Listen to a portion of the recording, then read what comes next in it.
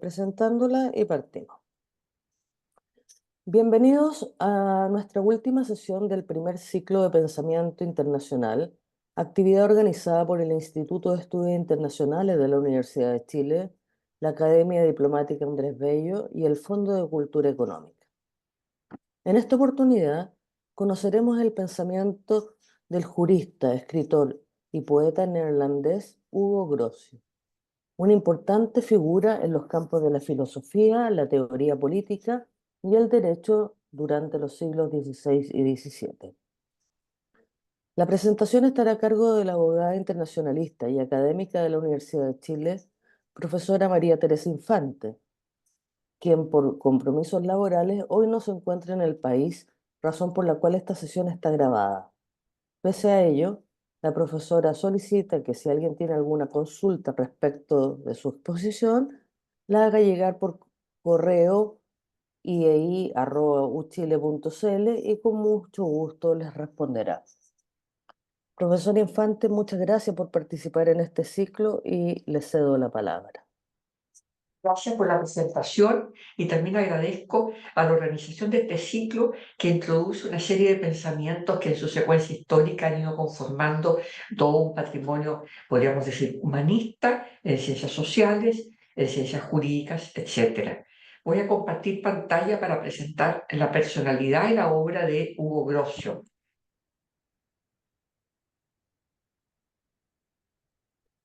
De iniciar la presentación. Voy a poner en pantalla completa. Ahí está. Hugo Grocio y su doctrina. He querido poner una imagen de la tumba de este jurista y filósofo en Delft, donde se agregó, a la cual se le agregó una corona, en demostración en el siglo XIX de un renacimiento de su pensamiento y de una revalorización de su obra. Hugo Grocio es un holandés que nace en 1853 en Delft, la ciudad donde está enterrado, y muere en Alemania, en Rostock, en el siglo siguiente. Tuvo una larga vida, por lo que ustedes pueden apreciar. Su obra, tal como fuera publicada en su época, está compuesta de varios libros. La fue desarrollando en la medida en que también fue desarrollando su tarea como asesor jurídico, como consultor y también una persona que se involucró en la política europea. La primera obra de Jure Praerae es sienta las bases para una reflexión sobre el tema de la guerra y el tema del uso de medios. Y parte de esta obra es este capítulo que se llama el mar libre, Mare Liberum, y que se enlaza con la política holandesa de la época de competir por las rutas del comercio internacional, primero con Portugal y después con otras potencias. Aquí tenemos la obra maestra de Hugo Grocio, que es El derecho de la guerra y de la paz, el Libre Belli ac Pacis, y que reflexiona sobre la constitución de la paz como una condición del derecho natural y también cuándo se puede ejercer el derecho a la guerra. Grocio es un creador y también un continuador. Él fue considerado por los juristas y por los historiadores en el siglo XIX, o sea, mucho tiempo después que él hace su obra, como un laicizador del derecho natural, una distinción entre lo que era un derecho de origen, podríamos decir, divino, y un derecho natural que es parte de la condición humana. Entonces se lo considera en el siglo XIX como fundador de la filosofía del derecho moderno. Esto indudablemente está sujeto a revisiones, a reconstrucciones y hay debates sobre el verdadero impacto de Grocio en una filosofía del derecho moderna. Pero no cabe duda que introdujo elementos laicos o laicizantes en el derecho natural. Y esto es lo que continúa después de él pensadores alemanes muy importantes como Pufendorf y Thomasius. Y la pregunta que se hacen los juristas después de Grocio es, ¿Cuál padre del derecho internacional es Grocio o es un filósofo del derecho en general y del cual se desprende un derecho internacional, de una comunidad internacional? Algunos antecedentes de sus estudios y de su teoría. Él conoce y tiene un fundamento en el pensamiento de San Agustín, que hablaba de la ciudad de Dios y de la guerra como objetivo para una mejor paz, que tenía como objetivo una mejor paz. También conoce a Santo Tomás de Aquino, con su definición de la guerra justa. Y es muy importante la vinculación entre Grocio y Francisco de Vitoria, el gran dominicano español, quien estudia el derecho de la guerra y que en sus lecciones se refiere incluso a la situación de los indios recientemente descubiertos. Hay una gran profundización y sistematización de este pensamiento respecto de la existencia o no existencia de una comunidad de estados naturalmente universal, lo que se llama una res pública, con el propósito del bienestar de todos los seres humanos. Este es un pensamiento que tiene su raíz en estas doctrinas y Grocio es un continuador y un innovador en esa materia. La obra de juventud de él, que escribió cuando era muy joven, sobre De Jure Praedae, que contiene el capítulo del Mare Liberum, apoyó la posición holandesa en las negociaciones de la tregua de Holanda con España, que concluye en 1609. La guerra que se llama de independencia de Holanda, o que deviene Países Bajos, eh, con España, que había dominado por un tiempo parte del territorio de lo que es hoy día Holanda. Después de la tregua con España, él trabaja con un gran político holandés, pensionario de Países Bajos, o sea, una gran autoridad política de Países Bajos, Van Orden Barneveld, y que es juzgado, acusado de traición. Y Hugo Grosso, como consecuencia de ese juicio interno en Holanda, él es encarcelado. Es importante este momento porque en el encarcelamiento de Hugo Grocio se visualiza la disputa religiosa al interior de Holanda entre quienes eran severamente seguidores de una teoría, podríamos decir, moralista del derecho, y aquellos que eran de libre pensamiento, como es el caso de Grocio. La independencia definitiva de Países Bajos se logra en 1648.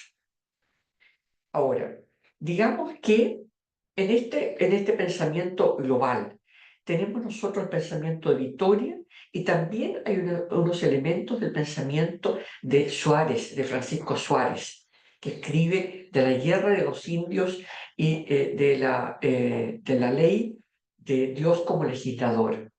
La idea de un ordenamiento de las relaciones internacionales entre las naciones a través de un medio, esa es la comunidad internacional.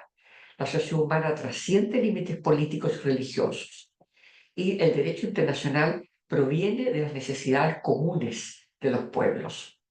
Hay un derecho entre las personas. Este concepto de una sociabilidad, que es una espina dorsal de la sociedad internacional, es tomada por Grocio en su literatura.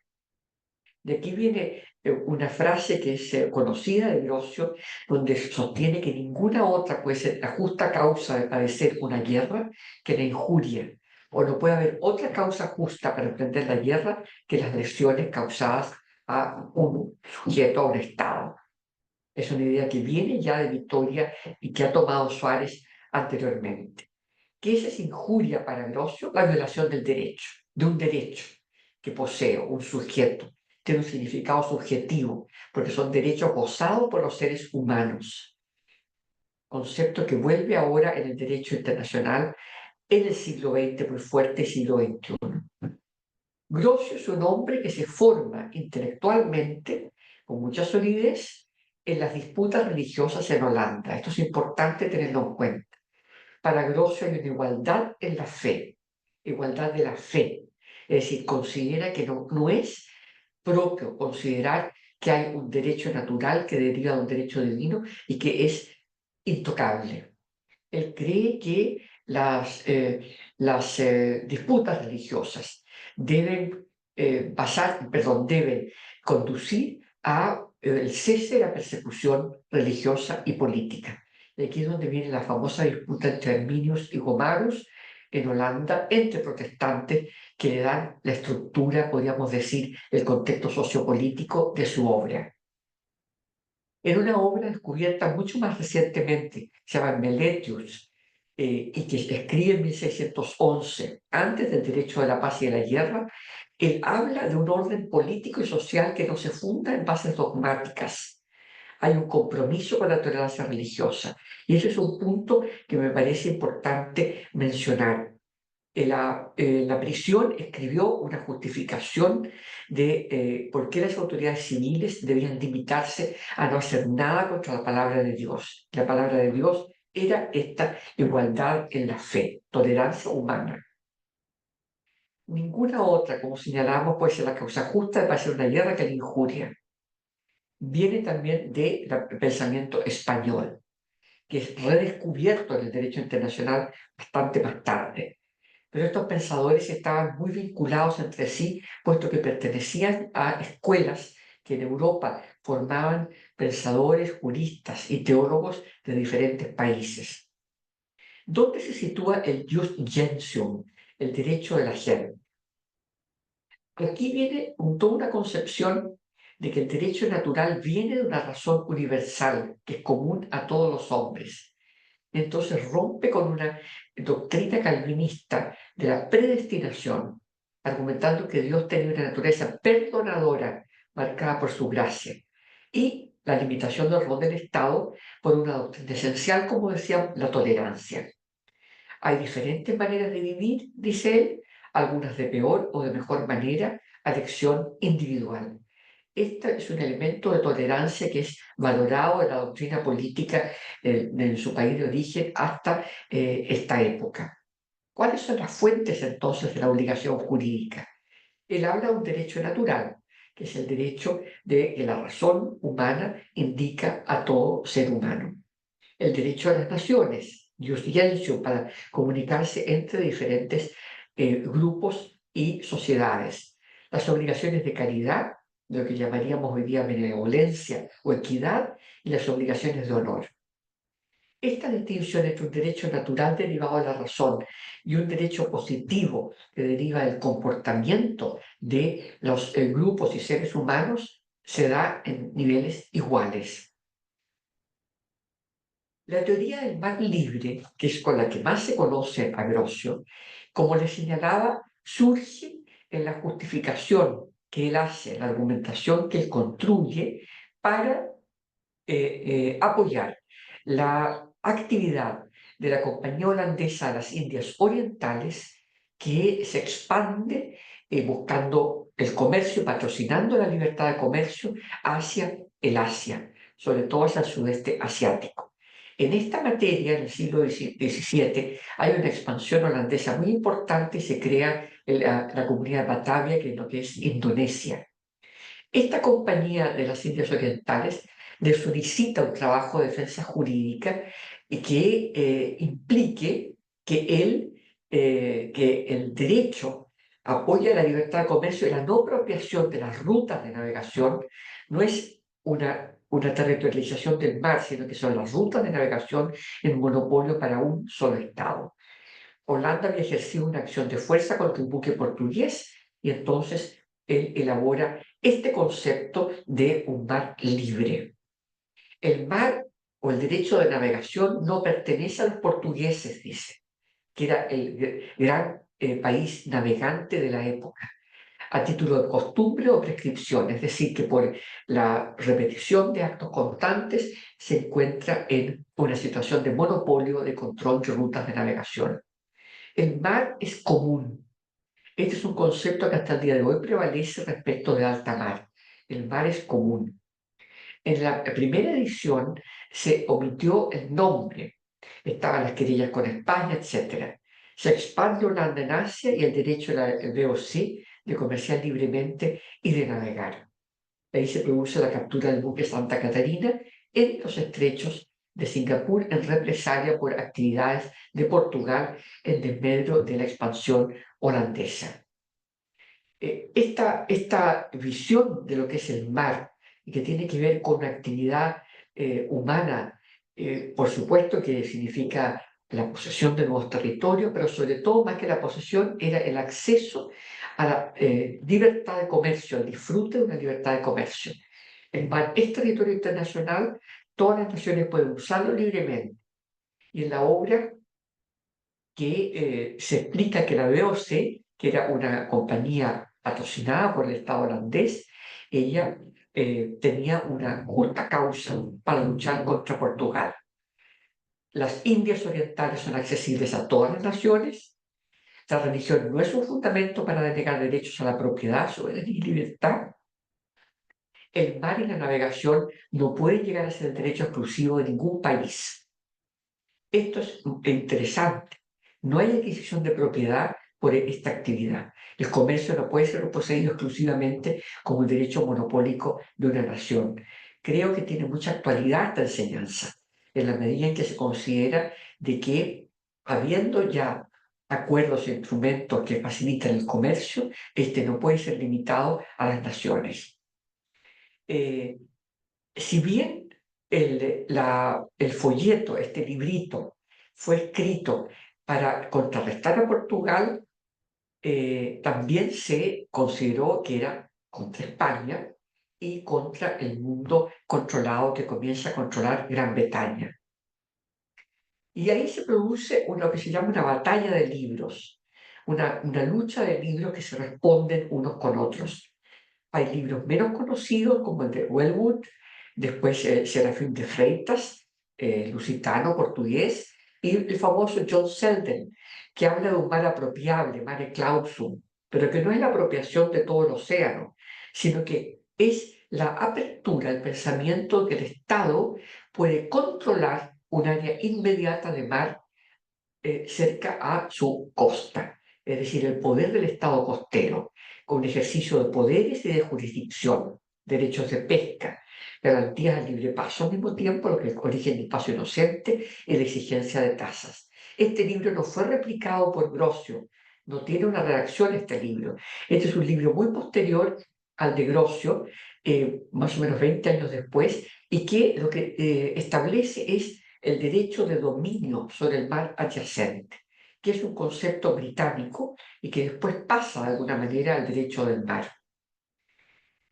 En el libro de Yuri Beriak-Pakis, que es un libro posterior, como decíamos, y que ya está fuera del contexto doméstico de Holanda, él realiza ciertos cambios a los postulados del mare liberum y declara, por ejemplo, que los ríos, las bahías y los estrechos son susceptibles de propiedad de acuerdo con el derecho natural y el derecho a las naciones, es decir, una jurisdicción exclusiva, propiedad en el sentido de derecho a legislar y a disponer de ello.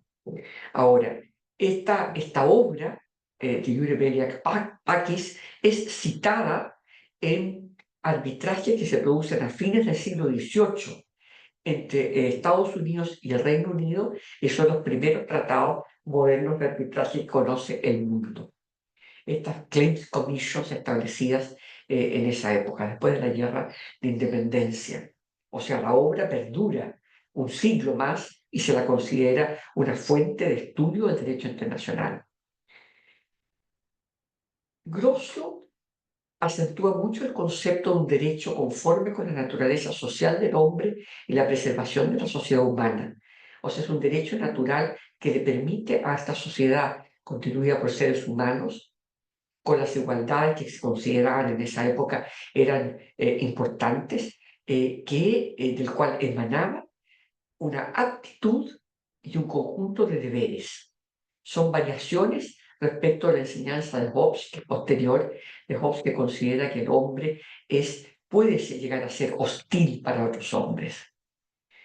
El Tratado General de Derecho, el de Grocio, como mencionábamos, el Tratado General de Derecho es una obra de filosofía del derecho. No predica una supremacía del Estado. Y el derecho internacional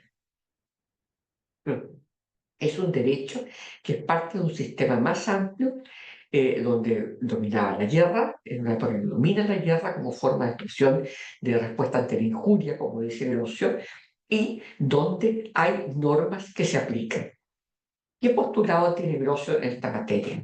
Primero, la legalidad del recurso a la guerra. El recurso a la guerra es un recurso válido, es un recurso legítimo y que goza de legalidad, es decir, está basada en un razonamiento jurídico aceptado. ¿Cuáles son los medios para hacer la guerra? Para hacer la guerra, los medios son la, los medios disponibles, pero también la proporcionalidad de los medios, para no infligir más daños que los que corresponden. El monopolio del Estado sobre el uso de la fuerza, es decir, la fuerza no debe estar en poder o no debe ser instrumento de grupos particulares. ¿Y cuál es el significado de esta enseñanza actual de Grosio? ¿Qué interrogantes tiene esta enseñanza? Primero, la justa causa de la guerra.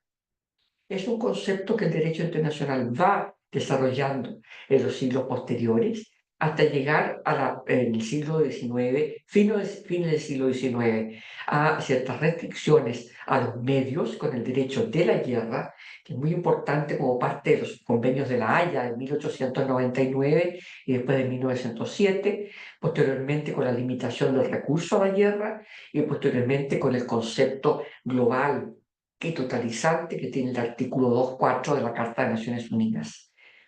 La guerra es para enfrentar una violación de un derecho. Un derecho es un derecho en su significado subjetivo, son derechos gozados por los seres humanos. Interesante. Entonces identifica 4 causas legítimas para emplear la fuerza. La legítima defensa, incluyendo la defensa del propio territorio y la propiedad, la reivindicación de un derecho a una cosa, la persecución de un derecho personal que ha sido denegado y como castigo, como sanción. Y nosotros vemos este concepto, este marco conceptual que está de alguna manera incorporado en la Carta de Naciones Unidas en el siglo XX. Es decir, la guerra como una sanción por el Consejo de Seguridad y la guerra que es admitida como legítima defensa, reivindicación de un derecho, pero tiene que haber un primer ataque que la justifique. Él dice que en su trabajo él busca satisfacer 3 cosas. Hacer las razones de mis conclusiones tan evidentes como fueren posibles. Establecer un orden definido de las materias que necesitan ser tratadas y distinguir claramente entre cosas que merecen ser que parecen similares y no lo son. El prolegómeno de su obra de Iure Bellak Paxis refleja esta triple dimensión. El Dios naturae deriva de la inmutable naturaleza humana, es válida aunque Dios no existiese, el derecho natural aunque Dios no existiese, concepto que es muy criticado porque se dice que él anticipa una negación de la existencia de Dios. El Jus Gentium procede de la voluntad humana, es mutable, es positiva, o sea, está legislada y debe considerarse separadamente de un derecho que provenga de Dios. Entonces él recomienda la moderación en la guerra. La guerra puede ser injusta cuando toma el derecho de otro y se lo niega, o sea, carece de fundamento, y distingue entre los derechos del Estado con sus ciudadanos y de los derechos entre las naciones. Los principios básicos entonces del derecho al velo, a la guerra, derivan de la sociabilidad, concepto que va repitiendo. Y aquí es donde viene un elemento interesante que toma el derecho a los tratados y toma el derecho internacional. Lo pactado debe cumplirse. El daño requiere restitución y el castigo debe ser apropiado para el daño infligido y debe distinguir entre la revancha, o sea, la respuesta salvaje no controlada y el castigo propiamente tal. El derecho en la guerra.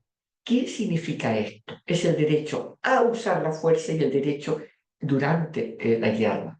Ahí es donde viene el concepto de una humanización de la guerra, que es un concepto muy innovador y modernizador, ya estamos hablando del siglo XVII, con Grocio, que toma después el derecho internacional en los códigos de la Haya, por 1899-1907, y el llamado Código Liber, que es un código interno de Estados Unidos, donde se examina cómo debe conducirse el conflicto armado por la fuerza correspondiente. Según el gran jurista suizo Peter Hagenmacher, que escribe sobre el concepto de la guerra justa en Grocio, él cree que este concepto no es anterior al siglo XII. Cree que es un concepto que viene de los estudios de la romanista y de la patrística del siglo XII en adelante, forma el concepto de una alta escolástica. Desde el siglo XIV deviene una disciplina jurídica autónoma, es decir, el derecho internacional se va separando de los estudios filosóficos de la escolástica y teológicos y se va autonomizando, pero su creación viene ya de la Edad Media. O sea, Grocio es un continuador y un innovador respecto a esta filosofía. 3 libros tiene el de Jure Belli. Primero, el concepto de la guerra y la justicia natural. Segundo, las 3 causas justas para la guerra. Y tercero, qué reglas rigen la conducción de la guerra una vez que se ha iniciado. Todas las partes están regidas por las reglas, sea justa o no sea justa la causa. Pensemos que el derecho internacional humanitario contemporáneo que conocemos ahora se basa en la igualdad de obligaciones para las partes de un conflicto, cualquiera sea el origen y cualquiera sea su justificación. Y esto es importante porque el derecho internacional humanitario rige tanto para aquella parte agraviada como para aquella parte que hace valer eh, contra la cual se ejerce el derecho a responder a un agravio. Cumplir lo pactado, decíamos.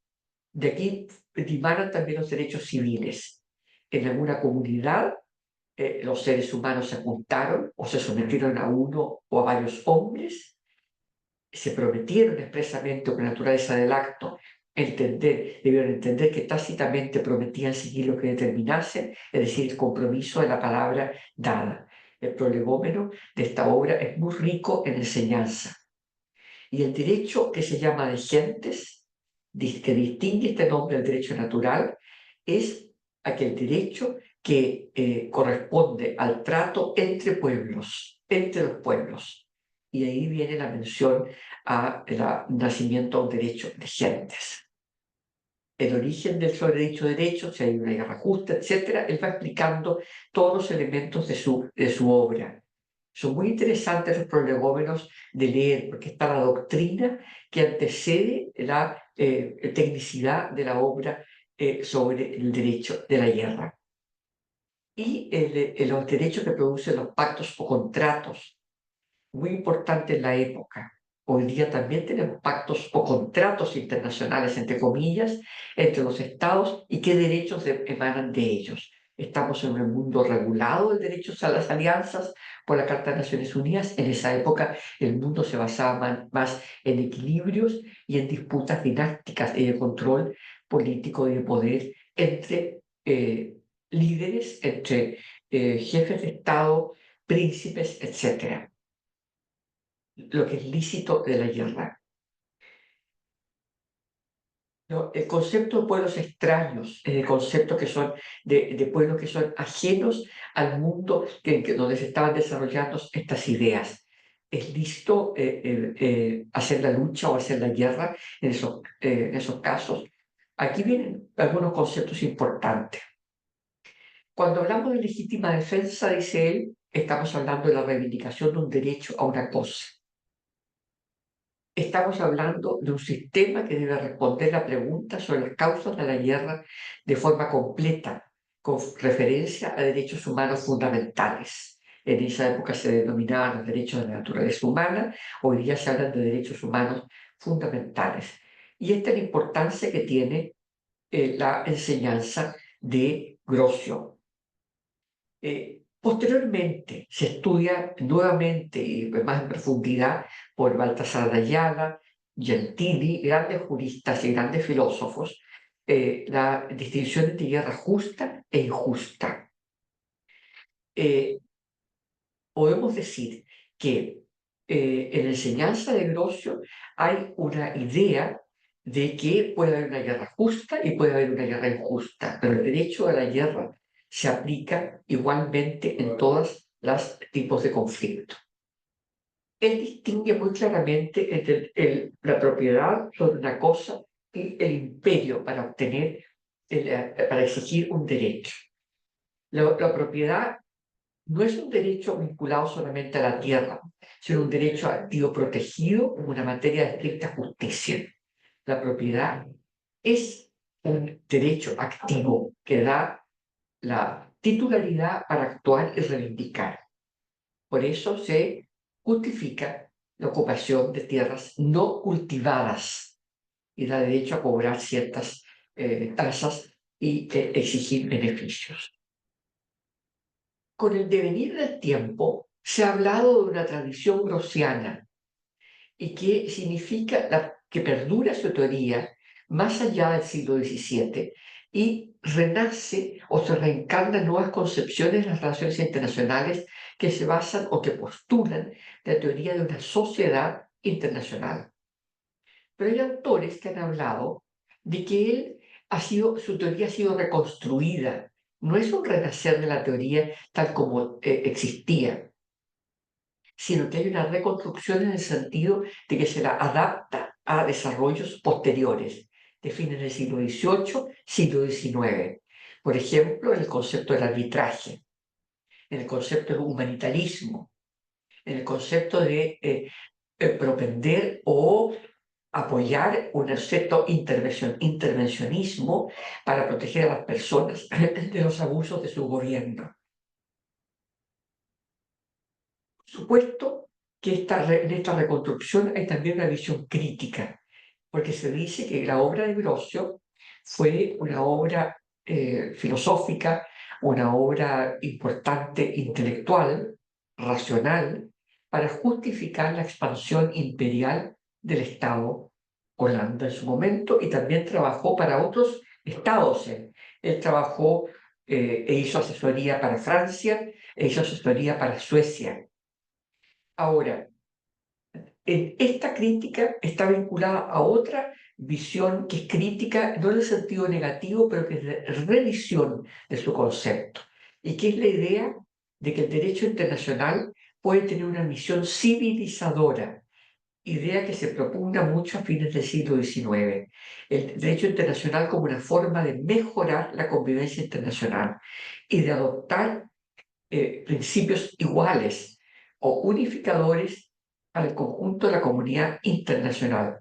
Esta idea civilizadora es muy examinada por un jurista finlandés, Koskiniemi, quien mira el derecho internacional como parte de un desarrollo histórico, lo que es efectivo. Grocio se identifica con la tradición de una sociedad internacional. A fines del siglo XIX, este concepto inspira el proceso de humanización de la guerra y es estudiado, este proceso es estudiado muy fuertemente por un gran jurista de origen polaco que se afinca en el Reino Unido, Ernst Lauterbach, y que escribe en el año 1946 sobre la tradición grociana, no para señalar que están vigentes tal como fueron expuestos estos principios en el siglo XVII, sino que porque hay una idea de un cometido social compartido que el derecho internacional debe encarnar. Lauterbach es el autor del concepto de crímenes contra la humanidad, que lo elabora en el periodo de la guerra, de la Segunda Guerra Mundial, y el principio que inspira el Estatuto de Nuremberg. Entonces nosotros tenemos una doctrina grociana que nos habla de un derecho que distingue entre un derecho divino y un derecho natural que es propio del hombre. Racionaliza, propugna la tolerancia, la igualdad entre los hombres y va cambiando el foco del pensamiento jurídico, dándole al derecho internacional una dignidad y una autoridad. Por supuesto que hay un contenido moral de la norma jurídica, porque la norma jurídica es del ser humano, Es él el que piensa, el que razona, el que se equivoca, como dice Grosio, el que vive mal o el que vive mejor. La norma jurídica secularizada, es decir, independiente de las religiones. Es muy importante considerar esta visión como aquella que es la que valoran los que hablan de un renacimiento de la teoría grossiana. El concepto de esta tradición grossiana se ejemplifica en sujetar las relaciones internacionales a una regla jurídica, aunque él no sigue plenamente o a la letra la teoría de la unidad de la humanidad que propugnaba Suárez, la doctrina española del derecho internacional. Reconoce la interdependencia de los estados y su sometimiento al derecho, no solo los cristianos. La fuerza obligatoria de los tratados es parte de esta tradición. Y el segundo aspecto es la aceptación del derecho natural o derecho de la naturaleza, law of nature, como fuente independiente del derecho internacional. El jus gentium de la voluntad es producto del consentimiento. Y el derecho interno es el derecho civil que comprende toda clase de normas. Y el derecho conlleva el precepto pacta sunt servanda. Esto es una formulación que es esencialmente jurídica. Nosotros conocemos la gran tradición kelseniana del derecho internacional que habla de un fundamento, pacta sunt servanda, que es metajurídico, que es de carácter social o de la comunidad social de seres humanos que acepta este principio y del cual se deriva el derecho, pero no es parte del derecho probablemente tal como su fundamento último. Y surge lo que se llama toda una corriente, un neogrosianismo, que es una nueva mirada del positivismo. Grandes pensadores británicos, Martin White, tenemos también a Helen Bull, que nos hablan de una inspiración en Grocio para considerar cuáles son los estándares que la sociedad internacional, estamos hablando después de la Segunda Guerra Mundial, establece la idea de costumbres comunes, un contenido del derecho internacional que fundamenta una sociedad internacional, que es una forma de ver las relaciones internacionales como unas relaciones internacionales que, no obstante una cierta anarquía, es capaz de generar reglas positivas, instituciones y costumbres, prácticas, que encierran o que encarnan valores que son comunes a los estados. Entonces, la naturaleza social del hombre lleva a postular un derecho natural, hay una identidad esencial de los estados y los individuos, el Estado, si bien coordina y organiza, no es superior, y el rechazo a lo que se llama una razón de Estado para justificar cualquier conducta, la distinción entre guerras justas e injustas, y la doctrina de la neutralidad calificada, es decir, aquellos estados que pueden permanecer neutrales ante conflictos armados de otros estados, y el carácter vinculante de las promesas, que aborda muy fuertemente en el libro 2 de Iure Belli ac Pacis, el principio rebus sixtantibus, promesas de quienes detentan el poder soberano. ¿Cómo ha sido definido Grocio en Europa, donde es su origen y donde él desarrolla toda su doctrina, viviendo en diferentes estados y vinculándose con diferentes poderes soberanos en la época?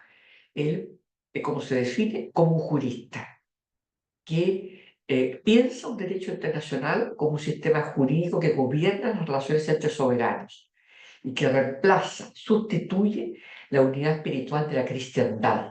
Piensa en una comunidad internacional entre grupos de religiones diferentes y no necesariamente determinado por el concepto de cristiandad. Tuvo gran influencia en Inglaterra, en la esfera política de Inglaterra, no tanto en la academia.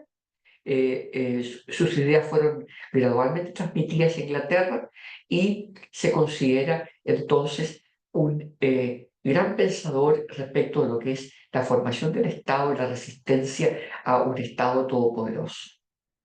¿Con qué fuentes nosotros podemos estudiar Grocio? Que sean fuentes, podríamos decir, que no son solamente de ángulo crítico, pero que contienen ángulos críticos, pero nos permiten introducirnos al concepto de Grocio, además de ver sus obras que hoy día circulan libremente en la red. La tradición grociana del derecho internacional de Lauterbach, publicada en 1946, es una obra extraordinaria.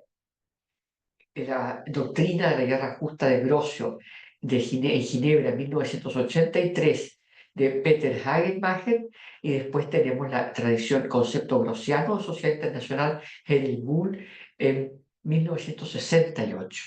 Y con esto terminamos esta presentación con dos imágenes, una de la tumba que se construye en Delft, en la Catedral de Delft. Todavía no tiene la corona importante que le coloca en homenaje a Estados Unidos, y después su estatua en la maravillosa ciudad de Delft, cerca de La Haya.